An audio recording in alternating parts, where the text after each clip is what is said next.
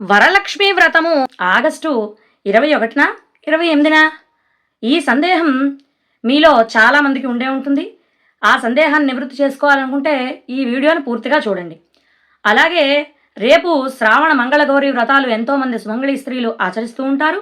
వారందరికీ ఉపయోగపడే మంగళగౌరి వ్రత కథను కూడా ఈ వీడియోలో తెలియజేస్తున్నాను. ముందుగా శ్రావణ మాసం అంటే అందరికీ గుర్తొచ్చేది వరలక్ష్మి వ్రతం. ఆ వరలక్ష్మి వ్రతం గురించి ఈ సంవత్సరం ఎంతోమందికి ఎన్నో సందేహాలు ఉన్నాయి. ఆగస్టు 21న చేసుకోవాలా, 28న చేసుకోవాలని.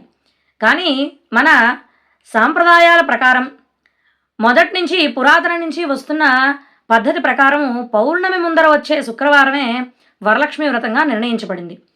ఎందుకు అంటే పౌర్ణమి ముందరే మనకి అన్ని రకాల నవరాత్రుల్ని నిర్వహించడం, పౌర్ణమి ముందర వచ్చే అన్ని రోజులు కూడా ఎంతో పవిత్రమైనవిగా చెప్పబడ్డాయి. శరన్నవరాత్రులు కానీ, వసంత నవరాత్రులు కానీ, ఇవి ఏవైనా ఏ నవరాత్రులు, వారాహి నవరాత్రులు కానీ, ఏ నవరాత్రులు అయినా సరే పౌర్ణమి ముందర వచ్చే 9 రోజులే నవరాత్రులుగా పరిగణించబడ్డాయి. కాబట్టి పౌర్ణమికి ఎంతో విశిష్టత ఉంటుంది. పౌర్ణమి ముందర వచ్చే శుక్రవారమే వరలక్ష్మి వ్రతంగా మొదటి నుంచి పరిగణింపబడింది. 21వ తారీఖునే వరలక్ష్మి వ్రతం తప్పక ఆచరించాల్సి ఉంటుంది. 28వ తారీఖునే పౌర్ణమి సంభవించడం వల్ల, అది కూడా ఉదయం మాత్రమే పౌర్ణమి ఉండటం వల్ల 28వ తారీఖున వరలక్ష్మి వ్రతం చేసే రోజుగా చెప్పబడదు. పౌర్ణమి ముందర వచ్చే శుక్రవారము రెండో శుక్రవారమే పరిగణింపబడుతుంది. కాబట్టి ఆగస్టు 21వ తారీఖునే వరలక్ష్మి వ్రతాన్ని ఆచరించాల్సి ఉంటుంది. ఎవరి ఇంట్లో సాంప్రదాయాలు పద్ధతుల ప్రకారం, ఎవరి ఆనవాయితీ ప్రకారం వారు ఈ వరలక్ష్మి వ్రతాన్ని ఆచరించవచ్చు. వరలక్ష్మి వ్రతం ఎలా చేసుకోవాలి? కలశ స్థాపన చేయాలా? ఆనవాయితీ ఉన్నవాళ్లే చేయాలా, లేని వాళ్ళు కూడా చెయ్యొచ్చా? పూజా విధానం ఏమిటి? పూజలో ఏ నైవేద్యాలు పెట్టాలి? వ్రతం పూర్తయ్యాక తోరగ్రంథి పూజ, తప్పకుండా వరలక్ష్మి వ్రత కథని కూడా ఆ రోజు చదువుకోవాల్సి ఉంటుంది. వాటి గురించి నెక్స్ట్ వీడియోలో ఇంకొంచెం క్లుప్తంగా తెలియజేస్తాను. ఇప్పుడు రేపు శ్రావణ మంగళ గౌరీ వ్రతము. ఈ వ్రతంలో చాలామంది సుమంగళి స్త్రీలు వ్రత కథని చదువుకోవాల్సి ఉంటుంది. ఆ వ్రత కథని ఇప్పుడు ఈ వీడియోలో తెలియజేస్తున్నాను. ఓం శ్రీమాత్రే నమః. అనగనగా బ్రాహ్మణ దంపతులు పెండ్లయ్యి ఎంతకాలమైనా సంతు కలగని కారణంగా ఈశ్వరుడి గురించి తపస్సు చేశారు. చాలా కాలంగా బ్రాహ్మణ దంపతులకి పిల్లలు కలగక ఈశ్వరుడికి తపస్సు చేశారట. పరమేశ్వరుడు ప్రత్యక్షమై అల్పాయువైన కొడుకు కావాలా, 5వతనం లేని కూతురు కావాలా అని అడుగగా అల్పాయుష్కుడు అయినప్పటికీ కొడుకునే ఇమ్మని ప్రార్థించారు. తథాస్తు అని వరం ఇచ్చి తరలిపోయాడు తరుణేంద్రశేఖరుడు. శివుడు ఇచ్చిన వరప్రభావం వలన అచిరకాలంలోనే ఆ బ్రాహ్మణ ఇల్లాలు గర్భం ధరించి సకాలానికి చక్కటి మగబిడ్డను ప్రసవించింది.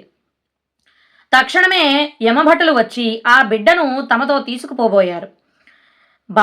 బాలింతరాలైన బ్రాహ్మణ స్త్రీ గోడున విలపించింది. లేక కలిగిన బిడ్డ వీడు, పురుడు తీరేదాకా ఆగి తదుపరి తీసుకువెళ్లమని కోరింది. ఆ తల్లి కోరికను మన్నించి యమదూతలు వెళ్ళిపోయి పురుడు తీరగానే వచ్చారు.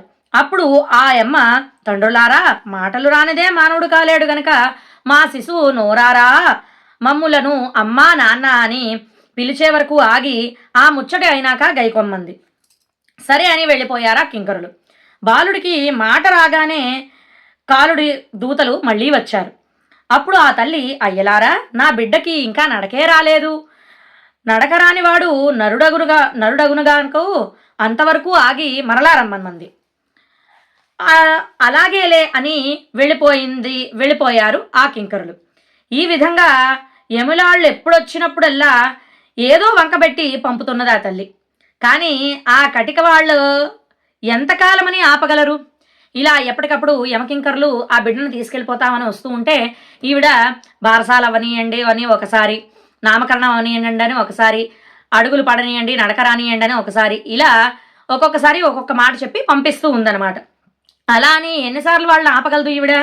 ఒకరోజు నా తల్లి బిడ్డకు తలంటుతూ త్వరలోనే రాబోయే యములాలను తలుచుకొని దుఃఖించసాగింది.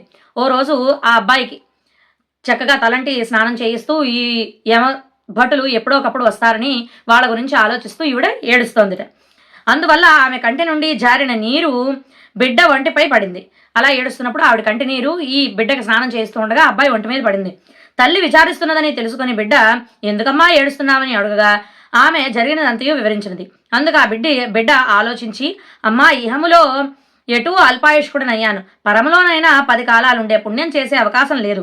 కాబట్టి ఇప్పుడు నాకు కాశీ వెళ్ళి రావాలని ఉంది. కనుక నన్ను వెంటనే పంపించు. ఈ లోపల యమదూతలు వస్తే నేను వచ్చేదాకా ఆగమని చెప్పు అని బయలుదేరాడు.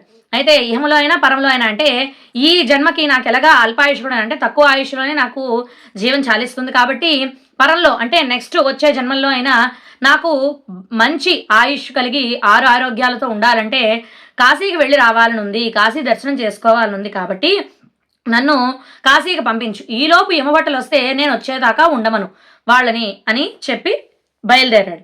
బిడ్డని ఒంటరిగా పంపలేని తల్లిదండ్రులు అతనికి మేనమామ తోడిచ్చి కాశీకి పంపారు. పిల్లడిని ఒక్కడనే పంపలేక పిల్లడికి మామయ్య ఎవరైతే ఉంటారో అతన్ని తోడుగా ఇచ్చి పంపారట. ఆ మేనమామ మేనల్లుళ్ళు కాశీకి వెడుతూ మార్గ మధ్యలో పూల తోటలో బస చేశారు. అదే వేళకు ఆ పూల తోటలో పూలు కోసుకునే నిమిత్తం వచ్చిన ఆ ఊరి రాజు కూతురు ఆమె చెల్లుల మధ్య తగవు వచ్చి ఒకరినొకరు ముండా అని తిట్టుకొనసాగారు. అందుకు కోపగించిన రాజు కూతురు, నాకు ఈ రాత్రికి పెండ్లి కాబోతూ ఉంది. అదీగాక మా అమ్మ శ్రావణ మంగళవారపు నోము నోచుకుని నాకు వాయనమిస్తుంది. ఆ వ్రతి మహిమచే మా ఇంట ముండలుండరు.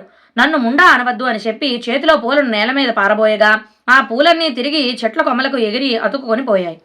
అయితే వీరు కాశీ వెళ్తూ ఒక తోటలో ఆ రాత్రికి ఉందామని నిర్ణయించుకున్నారు. ఆ సాయంత్రం వీళ్ళు ఆగిన ఆ తోటలోనే ఆ ఊరి రాజు కూతురు మరియు ఆమె చెలికత్తెలు అందరూ కూడా ఆడుకుంటూ ఉన్నారట.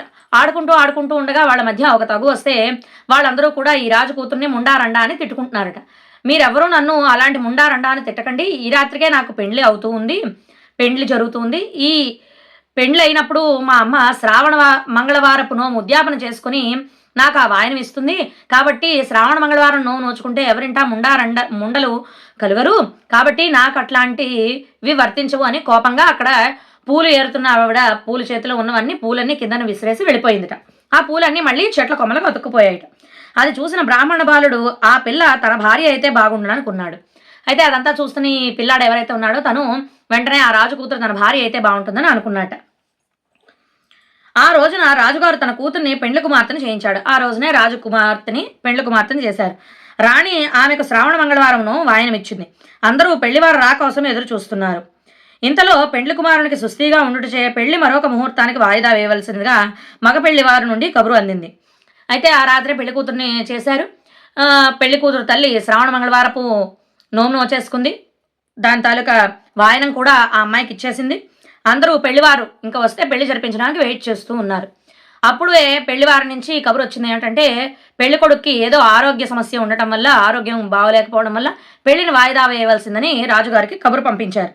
తాను నిశ్చయించిన ముహూర్తముకు పెండ్లి చేయకపోవడం పరువు తక్కువగా భావించి కనీసం ఎరువు పెండ్లైనా చేయాలనుకుని ఎరువు పెళ్లి కొడుకు కోసం ప్రయత్నించాడు. కానీ ఆ ఊరిలో వారెవరూ కూడా ఎరువు పెండ్లి కొడుకుగా ఉండేందుకు అంగీకరించకపోవడం వల్ల పూలతోటలో బస చేసిన పొరుగురి వారైన మేనమామ మేనల్లులకు నయానా భయానా చెప్పి ఒప్పించి ఆ మేనలుడికి తన కూతురునిచ్చి పెండ్లి జరిపించాడు.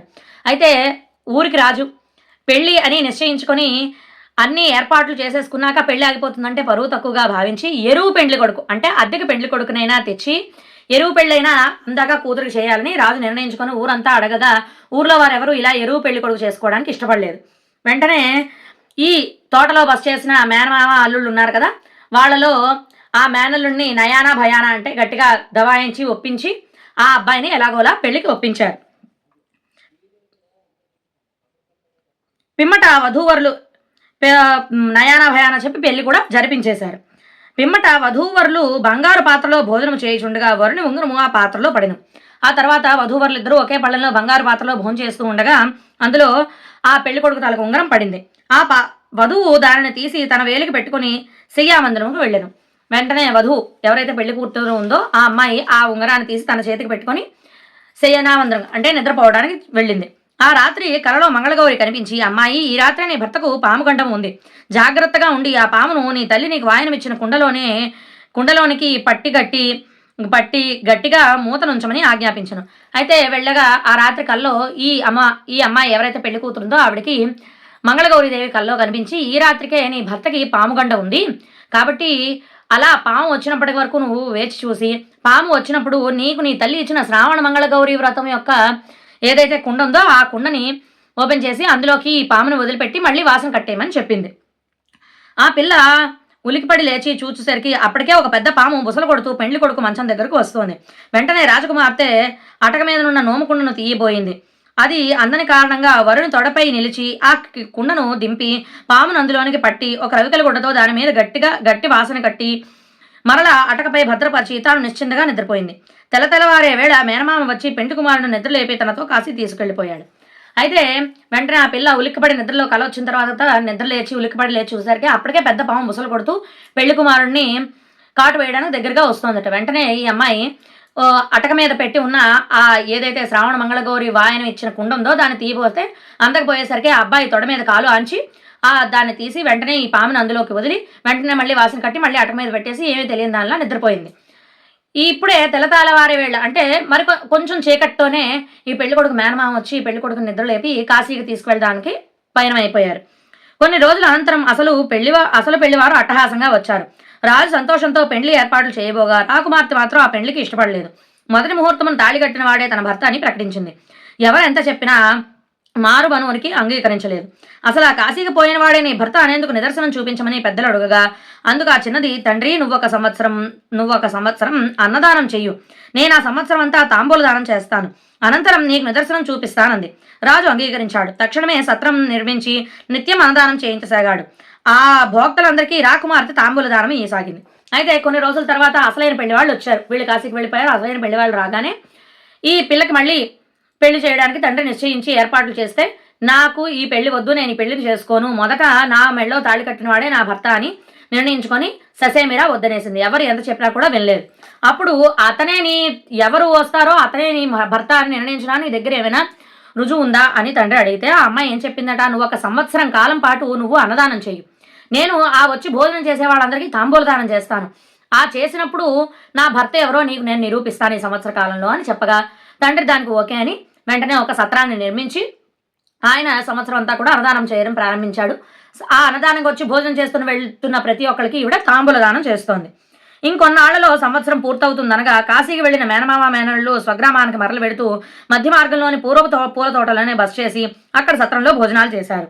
అనంతరం రాకుమార్తె వద్ద తాంబూలం దానం పరిగ్రహిస్తుండగా ఆమె ఆ బ్రాహ్మణ యువకుడిని గుర్తుపట్టి అతని చేతిని పట్టుకుని ఇతడే నా పెనిమిటి అని ఎలుగెత్తి పలికింది. పెద్దలందుకు రుజువు కోరగా పెండ్లినాడు పాత్రలో నుండి తీసి తన వద్ద భద్రపరిచిన ఉంగరాన్ని అతని వేలికి తొడగా అది సరిపోయింది. అయితే ఇంకొన్నాళ్లలో సంవత్సరం పూర్తయిపోతుందనగా కాశీయాత్ర ముగించుకొని మేనమామ మేనళ్ళు ఇద్దరూ కూడా తిరిగి వస్తూ మళ్ళీ ఇదివరకు వరకు ఏ పూల తోటలో బస చేశారో అక్కడే ఆగి ఈ సత్రంలో భోజనం చేసే వెళ్ళిపోతూ ఉండగా ఈ అమ్మాయి తాంబూలం ఇస్తే ఇతనే నా భర్త అని ఆయన చేయి పట్టుకొని అందరికీ చెప్పిందట. చెప్పగానే అతనే నీ భర్త అని చెప్పడానికి రుజువు ఏమిటి అని అనగా ఆ రోజు అతని చేతి నుంచి జారిన ఉంగరాన్ని ఏదైతే ఈ అమ్మాయి భద్రపరిచిందో ఆ ఉంగరాన్ని తెచ్చి ఆ అబ్బాయి వేలికి పెట్టగా కరెక్ట్గా సరిపోయిందట. పిమ్మట రాత్రి కలలో మంగళగౌరి చెప్పిన పాము విషయము చెప్పి కుండ కోసం తానతని తొడపైకి ఎక్కిన దానికి నిరసనగా పారాణి కాళ్ళు పసుపు జాడల్ని చూపించింది. అయితే తర్వాత ఆ అమ్మాయి రాత్రి కలలో ఇలా మంగళగౌరీదేవి పాము అతని కాటు వేయడానికి వస్తుంది, ఆ వాయనం ఇచ్చిన కుండలో భద్రపరచమని చెప్పినప్పుడు ఈవిడ కుండ తీయడానికి ఆయన తొడపై కాలు వేసి నిలబడిన ఆ పారాణి గుర్తులను కూడా చూపించిందట. తరువాత దాచి ఉంచిన కుండను తీసి వాసన విప్పి చూపించగా అందులో పాము బంగారు పామై ఉంది. అయితే తర్వాత ఈవిడ కుండలో పామును భద్రపరిచింది కదా, ఆ కుండను కూడా తెచ్చి చూపించగా అందులో పాము బంగారపు పాముగా మారిపోయి ఉందిట. అన్ని రుజువులు సరిపడటం వలన పెద్దలు ఆమె వాదనకి అంగీకరించగా రాజు పునః వారికి యథావిధిగా వివాహం చేశాడు. అత్తవారింటికి పంపేటప్పుడు తల్లి ఆమె చేత శ్రావణ మంగళవారపు నోము పెంచి ఆ కాటుకును ఒక భరణిలో భద్రపరిచి ఇచ్చింది. అయితే అన్ని రుజువులు కరెక్ట్గా సరిపోగానే వెంటనే మళ్ళీ రాజు వాళ్ళిద్దరికీ కూడా ఘనంగా చక్కగా పెళ్లి చేసి అత్తవారింటికి పంపించడానికి అన్ని ఏర్పాట్లు చేయగానే తల్లి మాత్రం శ్రావణ మంగళవారపు నోము ఆ పిల్ల చేత నోపించి కాటుక పట్టి ఆ కాటుకని భరణిలో భద్రపరిచి ఆ అమ్మాయికి ఇచ్చిందట. అక్కడ బ్రాహ్మణ దంపతులు బిడ్డ గురించిన వేదనతో ఎడతగిన కన్నీరు కార్చి ఆ కారణంగా అందులో ఈ సేవలు చేసేవారు కానీ చేరదీసేవారు కానీ క్షేమం అరిగేవారు కానీ లేక నిత్య దుఃఖితులై ఉన్నారు. అటువంటి సందర్భంలో పెండ్లి కూతురుతో సహా పెండ్లి కుమారుడి లాంఛనాలతో ఊరిలోకి వచ్చిన బ్రాహ్మణ యువకుడిని చూసి గ్రామస్తులందరూ దంపతుల వద్దకు వచ్చి మీ కష్టాలు తీరాయి, మీ కుమారుడు రాజవైభవాలతో మీ కోడల్ని తీసుకువస్తున్నాడు అని చెప్పారు.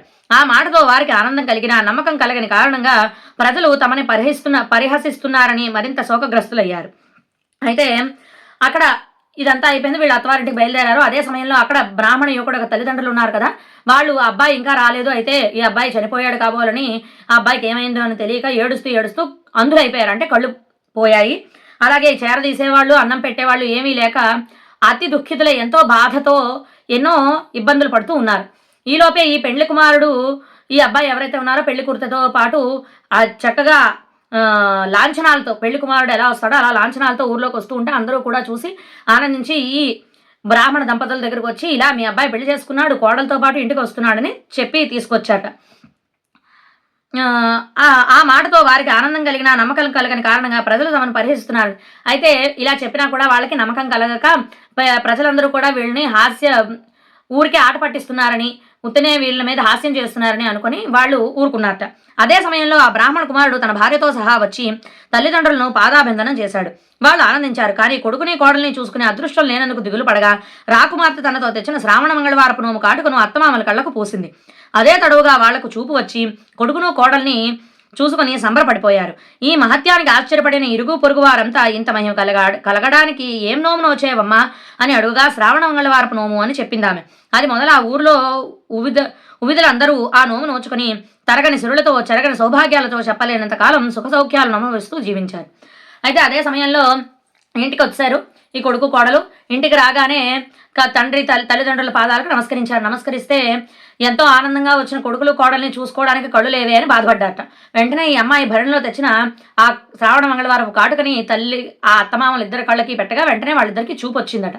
చూపొచ్చి అందరూ కూడా చక్కగా ఆనందంగా గడిపారు. వెంటనే ఆ ఊర్లో వాళ్ళందరూ ఏం నోము నోచావమ్మా, ఇంతటి గొప్ప మహిమ ఉన్న నోము ఏమిటి, మాకు కూడా చెప్పమంటే దీనిని శ్రావణ మంగళవారపు నోము అంటారు. దీన్ని చేయడం వల్ల ఇహంలోనూ పరంలోనూ కూడా ఏ ఇబ్బందులు ఉండవు. సిరులతో మరియు చెరగన సౌభాగ్యాన్నిచ్చి సిరులను కుల్పించే ఈ నోము నోచానని చెప్పగా ఆ ఊర్లో ఆడవాళ్ళందరూ కూడా ఆ శ్రావణ మంగళవారం నోము అప్పటి నుంచి ప్రతి సంవత్సరము ఆచరిస్తూ వచ్చారు. అందరూ సిరులతో, సంపదలతో, సౌభాగ్యాలతో తొలతూగారు. ఇంతటి మహిమగల శ్రావణ మంగళవారపు నోముని ఆనవాయితీగా మనకు పారంపర్యంగా వచ్చి నోచుకునే వాళ్ళు వాళ్ళ ఇంటి పద్ధతి ప్రకారం నోచుకొని చేసుకుంటారు. అలా కాకుండా ఎవరి పద్ధతి ప్రకారం వాళ్ళు చేసుకునే వాళ్ళు ప్రతి ఒక్కరు కూడా ఈ కథను చదువుకోవాలి. చదువుకోవడానికి అవకాశం లేని వాళ్ళు ఇలా వినడానికైనా కుదురుతుందని నేను ఇలా ఈ వ్రత కథని వీడియోగా చేయడం జరిగింది.